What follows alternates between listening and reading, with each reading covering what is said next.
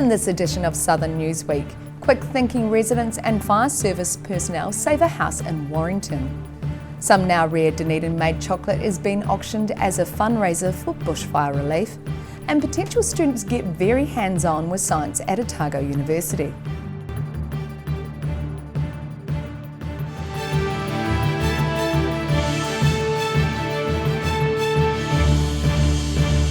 Kia ora, good evening, I'm Melissa Barton. A fire in Warrington could have potentially engulfed up to 5 homes, if not for the quick response by fire crews and locals. One house was badly damaged in the blaze, which is thought to have started in a power transformer last weekend. Dousing Saturday's fire in Warrington, which had spread quickly through 2 macrocarpa hedges because of severe winds. Fire and Emergency Senior Station Officer Mark Leonard says if crews had arrived only minutes later, the situation could have been much worse. When we got here, we had a large one-involved fire through 2 hedges, probably 50-60 metres long each side of a house. We've lost one shed. The fire got into one garage, and we've managed to save the house that the fire got into. Crews from Willowbank, Waitati, Dunedin and Waikawaiti received assistance from the local community to fight the blaze, carrying heavy hoses and using shovels to create fire breaks. We were really stretched when we got here, and a big thank you to the members of the Warrington community who helped us run the hoses up and save the house. While resident Todd Williams' house is currently unlivable due to fire damage, it's likely it can be repaired. They saved our house and Alice and Jackie's house behind us. So thumbs up to all the volunteers and all the firefighters out there. We really appreciated your help today. Senior Station Officer Mark Leonard says it appears the fire was started by winds blowing electrical wires in a power transformer together. In Warrington, the South Today. Megan Fairley has been thinking how to make the best of a bad situation for a couple of years. Before she was laid off from Dunedin's Cadbury factory in 2018, she bought the last box of caramel to come off the Dunedin factory line and has now found a worthy cause to raise funds for. It's been around 2 years since production ceased at Dunedin's Cadbury chocolate factory. But a former Cadbury worker has held on to the last 20 blocks of caramel, waiting for a worthy cause to raise funds for, and now believes she's found one. So the funds we've connected through our business, through Notion Fashion. We've connected with a young lady up in Auckland called Maya Marshall, and she's doing some fundraising at the moment for the Australian bushfires, and she's only 14 years old and she's an absolute inspiration. Fairley is the former frontline leader of the second floor night shift team and has tested some of the batch. She believes being stored securely for a couple of years may have improved the product. I opened it and did taste some. I was like, wow, this is kind of aged like a really good wine kind of thing. And actually, I reckon it tastes better than almost when it did when we produced it. She bought the chocolate from the company, paying $53.60 at a factory sale, and noticed it had the night shift date code, meaning it was made by her production team. She says there's already been significant interest in the auction on the Trade Me site. So it's going up every day, so if we keep pushing it along, yeah, it would be fantastic, and I think it would make the staff really proud too to know that their product is still really valued, even though it's a little bit old. The auction ends on Sunday, and proceeds are earmarked for the fundraising efforts of 14-year-old Aucklander Maya Marshall, who's set to give to Red Cross Australia and the Wildlife Information Rescue and Education Service. In Dunedin, the South Today. Thousands of students have been welcomed to the University of Otago for this year's summer school with a free barbecue and backyard cricket. More than 1,500 students are taking summer school papers, cramming a full course into 6 weeks of study. A free barbecue with plenty of vegetarian and vegan options is part of the Otago University Students Association's contribution to making summer school students feel welcome. Every Wednesday from 12 to 2 we're going to be running a barbecue out here for all the summer school students to get away from their laptops, take a little break from their studies and come and enjoy the sun, get some free food. Over 1,500 students are taking papers at the summer school, where students can complete courses in just 6 weeks of crammed study in less than half the time it takes to complete equivalent papers during the main university year. OUSA President Jack Manning says while the campus is quieter than during the main year, he wants these students to feel welcome back from their abbreviated summer break. Dunedin can sometimes get this reputation of being a little bit of a ghost town over the summer, and while students may go away for a little bit to be with their whānau and friends, Dunedin is still their city, so we warmly welcome them back. And he urges students to reach out and take part in a planned series of social activities throughout the school. We really encourage all students in summer school to, as well as all throughout university, to reach out to the people, reach out to their neighbours and say hi to people and just get to know others at the university. The main academic year at the university is set to start in mid-February. In Dunedin, the South Today. School pupils from around the country are learning more about the surprising world of nanochemistry by creating bright colours in fluids. More than 360 secondary school pupils are attending the university's latest hands-on at Otago program this week, exploring study options at the university. Filling young minds with the food of science.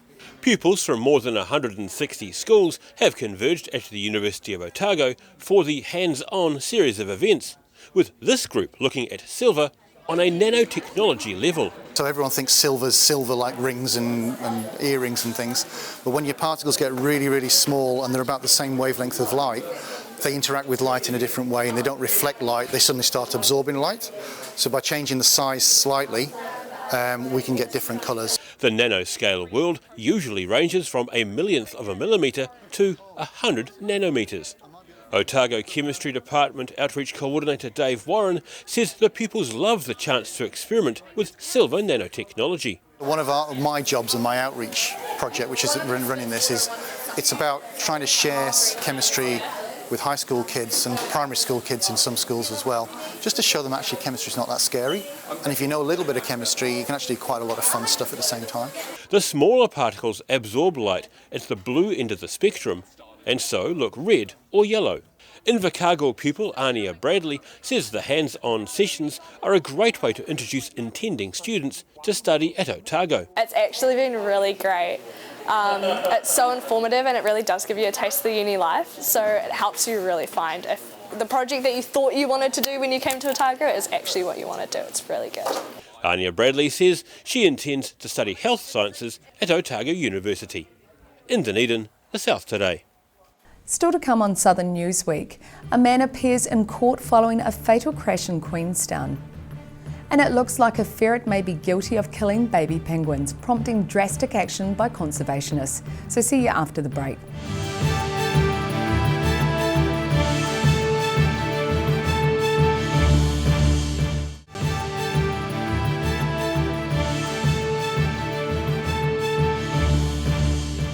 Welcome back. A man has been charged with dangerous driving following the death of an elderly woman in a collision on Queenstown's Frankton Road on Tuesday afternoon. Emergency services were called to the accident involving a motorcycle and 2 cars just after 3:30 p.m. An elderly woman is dead and a tourist has been charged with dangerous driving causing death following a crash near Queenstown yesterday afternoon. 2 other people were injured in the crash, which involved 2 cars and a motorcycle. Police arrested the 29-year-old driver last night and he will appear in the Queenstown District Court on Monday. There's been a crash, serious crash involving 2 cars and a motorcycle. Tragically, one of the people involved in the crash has died. Another person is at Queenstown Hospital with serious injuries. The woman was driving one of the cars, and police say the arrested driver's car crossed a centre line head-on into her vehicle and a motorcyclist. At this stage, it would appear that one vehicle may have crossed the centre line head-on into the traffic on the other side of the road. It's the second serious crash on this stretch of road in 3 days, and while the cause of the crash is still under investigation, police say public should heed the usual road safety messages. Make sure you're wearing your seatbelt, drive while well rested, watch the car in front and drive to the conditions. Yesterday's crash saw one lane of the road being closed for around an hour, while Saturday's three-car collision had the same road completely closed for 4.5 hours. In Queenstown, the South Today. This year's yellow-eyed penguin chicks at Moeraki have been taken into care after 3 were killed probably by a ferret. Nearly all of the 49 chicks born at the 2 Moeraki colonies are now in the care of Penguin Rescue, with staff saying human intervention was the only way to keep them safe. How are you feeling? You're going to get cleaned out in a minute? Safe in captivity. Nearly all of the 49 yellow-eyed penguin chicks born this season at Moeraki, just south of Oamaru, are in the care of Penguin Rescue after 3 were killed by predators. Manager Rosalie Goldsworthy says the nearly fully grown chicks no longer have their parents around all the time to help fend off predators such as weasels, stoats or ferrets. They're of an age where the parents hide them and use their camouflage so they can both go out to sea and go fishing. So they're home alone. Yellow-eyed Penguin Trust Science Advisor Dr. Trudy Webster says the 3 dead chicks were studied to try and find out what kind of predator may have killed them. The vets that do the necropsy up at Massey could tell from the spacing of the puncture wounds from the teeth, and also the size that the chicks were. The chicks were 4 kgs, so this was a larger predator. So yeah, it's most likely that that was a ferret. Despite trap lines catching 3 ferrets, it was unclear if any of those had been responsible for the predation, and there was still grave concern about the safety of the remaining chicks at Moeraki. Ferrets are actually known to return to the scene of the crime, and so, you know, if they do go back to where they have found hoi-ho chicks before, they're likely to kill again, and so obviously that leaves a lot of those hoi-ho chicks vulnerable to predation. Goldsworthy admits it was a big call to take the chicks away from their parents. These chicks are now safe. They're safe from predators and they're safe from mosquitoes, which is their other big danger. So intervening like that, it is a very serious thing to do, and we don't have any regrets because we couldn't keep them safe out there. The birds are being hand-fed meals of fresh fish twice a day and are set to remain in their specially designed pen until they fledge in early February. In Moeraki, the South Today. Forest and Bird have declared 2020 the year of the seabird. Building seabirds out of sand can be delicate work, but the future of the creatures is equally precarious. The Dunedin chapter of the Kiwi Conservation Club were building seabird sandcastles on St Kilda Beach on Tuesday. Highlighting the plight of New Zealand's seabirds with golden sand. About 30 people from Forest and Bird and the Kiwi Conservation Club created castles to kick off the year of the seabird. And while it may look like child's play, this sandcastle building event has a serious message. Part of today is to draw attention to the need for people to write submissions to the National Plan of Action on Seabirds, which are due before the end of January on the 27th. And that's the plan that controls how fishers avoid bycatch. And so what we're really wanting are strong rules and a goal of zero bycatch. A host of sandcastles representing all manner of seabirds began springing up out of the sand this afternoon as part of Forest and Bird's inaugural sandcastle building event.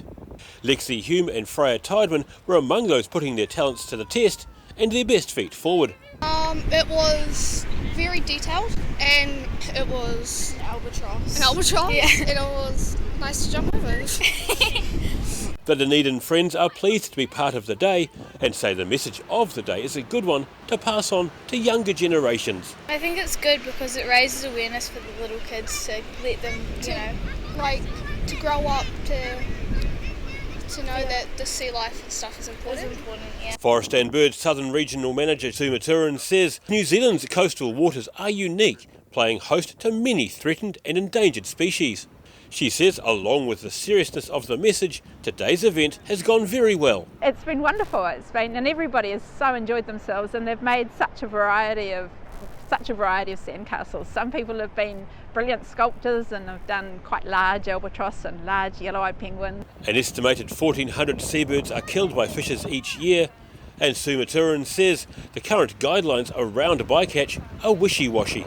She's encouraging people to write submissions to the government's draft National Plan of Action for Seabirds, which should be done before the 27th of this month. In Dunedin, the South Today. A group of naturists frolicked in the surf of a Dunedin beach on the longest day this summer. Organisers say they've been taking their kit off at the beach for several years in an annual ritual to celebrate the summer solstice. A warning, the following video contains some images of nudity. A group of naturists braved the chilly waters of Dunedin's St Clair Beach late last year to celebrate the Southern Hemisphere's longest day. Waitati naturist Paul Campion says they've been celebrating the summer solstice with this pagan ritual for several years. And it's in honour of the spirits of the sun and the sea and the shore. He says being uncovered is their way of expressing to the spirit world who they truly are. We're not covering anything up. We're open to the spirits, we're open to the gods, and we're honouring them. Campion says it's not illegal to be naked in New Zealand, and as long as you behave yourself, the police won't bother you. In Dunedin, the South Today. Still to come on Southern Newsweek, a proposed irrigation scheme could save lives and property in parched central Otago. And a former Roxburgh Tea Rooms is in the process of receiving an extreme makeover. So see you after the break.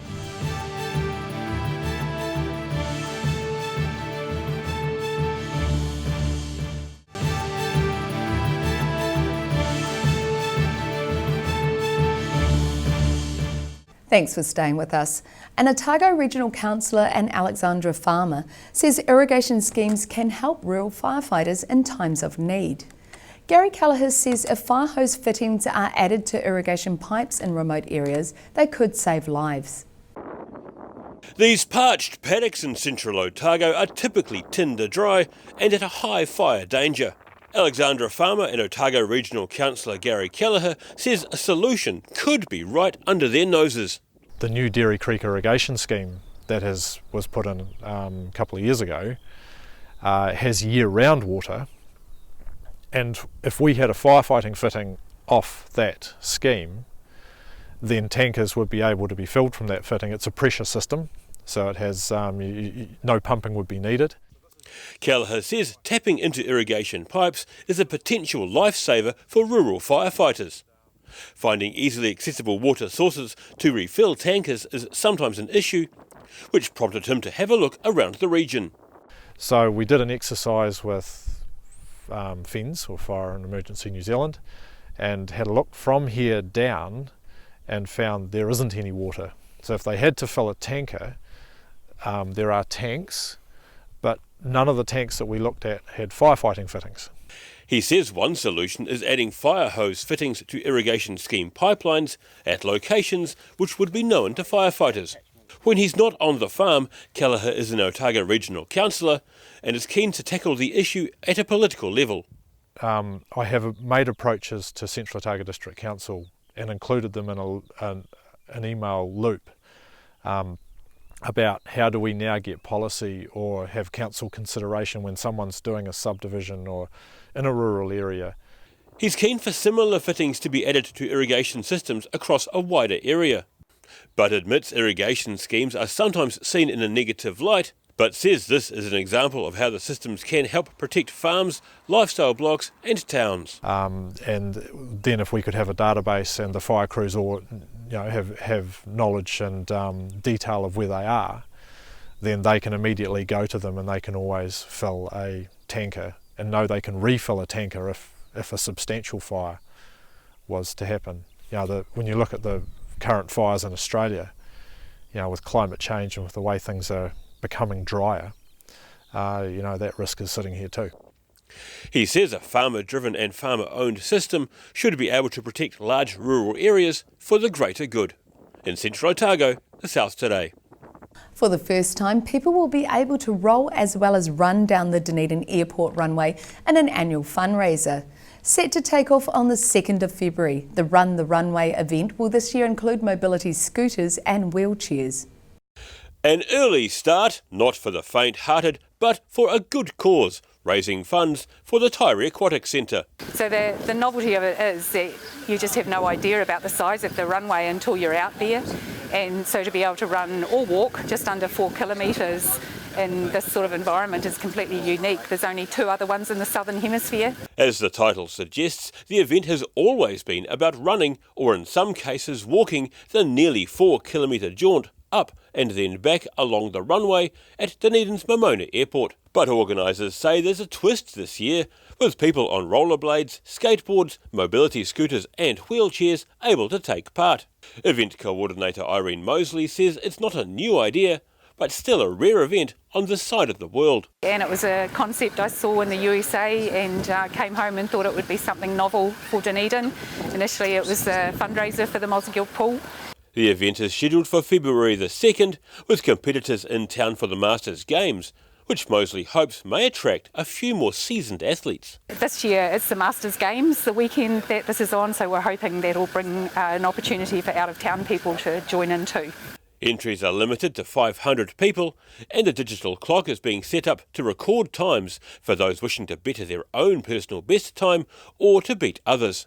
There's those that are really competitive who want to improve their time, and last year's winner's already registered, so we know we'll be competing against him. About 150 people attended last year, raising more than $4,000 toward the pool. The Dunedin City Council expects to begin the tender process to build the aquatic centre early this year. In Dunedin, the South Today. Roxburgh's main street will soon have an additional splash of colour as work begins on a new mural.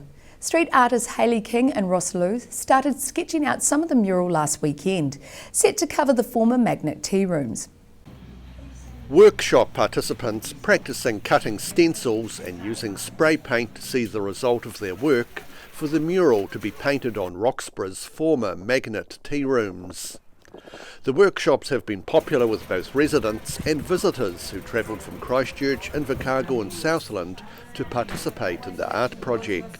It's about learning how to hold the knife even, and making sure that they're cutting into the stencil, the cut mat.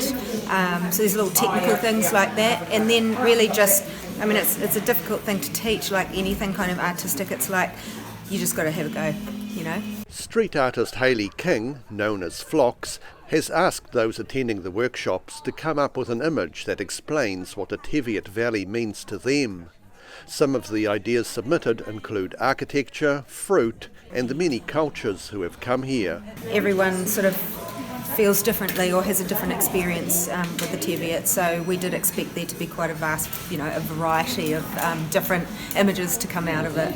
This last weekend, King and fellow artist Ross Leal projected images on the side of the building to guide where the mural will be painted. We've got our projector over there, and we're projecting the wall in, I'm not sure how many times we're going to have to project, probably about 9 times. But yeah, just putting down some basic lines for some parts of the mural, all the sort of freehand parts. She says the layout of the building's walls will have a big influence in how the mural will look. There's like 6 windows, I think, on the main side.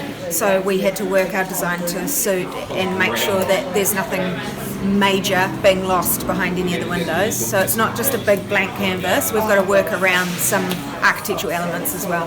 The project is the brainchild of the Teviot Valley Community Development Scheme alongside the Central Otago District's Arts Trust. In Roxburgh, the South Today.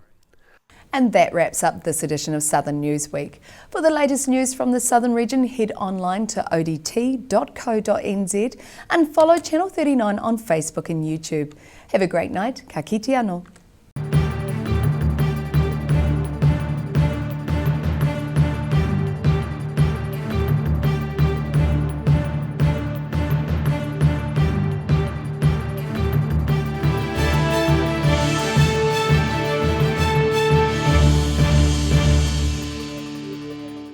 Supporting local content so you can see more of New Zealand on air.